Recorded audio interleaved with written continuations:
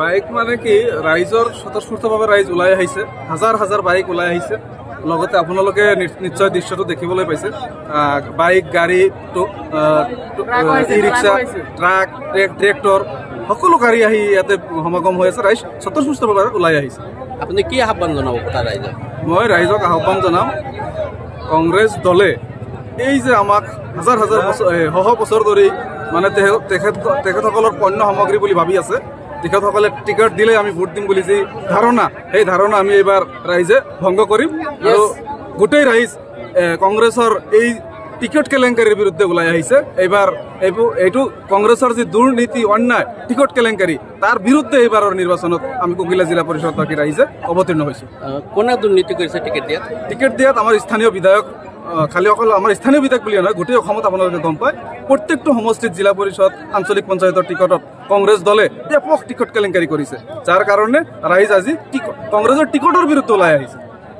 কি আহ্বান জনাব ৰাইজক? মই সমষ্টিবাসী ৰাইজক আহ্বান জনাম, আপোনালোকে বিবেক ভোট দিয়ক, কংগ্ৰেছৰ এই টিকট কেলেংকাৰীৰ বিৰুদ্ধে ভোট দিয়ক। বিধায়কৰ যি অহংকাৰী, বিধায়কৰ যি টিকটৰ ক্ষেত্ৰত দুৰ্নীতি, ইয়াৰ বিৰুদ্ধে আপোনালোকে ভোট দিয়ক। আগামী অহা যি 7 তাৰিখত পঞ্চায়ত নিৰ্বাচনত আজি আমাৰ প্ৰচাৰৰ অন্তিমটো দিন। এই অন্তিম দিনত আমি আমাৰ মাছপাৰা গাঁৱৰ পৰা বাইক, কাৰ, ট্ৰেক্টৰ, পিলপিলি ৰেলী কৰি আমি সমষ্টিটো ঘূৰি আছোঁ।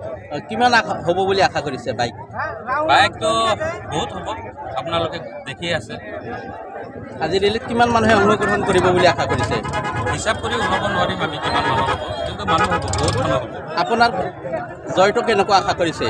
ৰাইজৰ সঁহাৰি মতে মোৰ জয় নিশ্চিত। কিমান ভোট পাব বুলি আশা কৰিছে?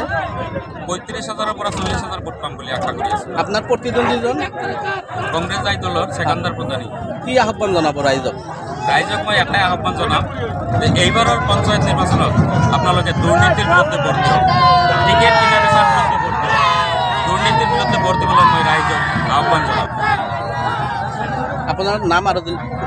মোৰ নাম ৰমেশ উদ্দিন, 11 নং ককিলা জিলা পৰিষদৰ সদস্য প্ৰাৰ্থী মই। আপোনাৰ প্ৰতীক চিহ্ন কি? কাপ প্লেট মোৰ প্ৰতীক চিহ্ন।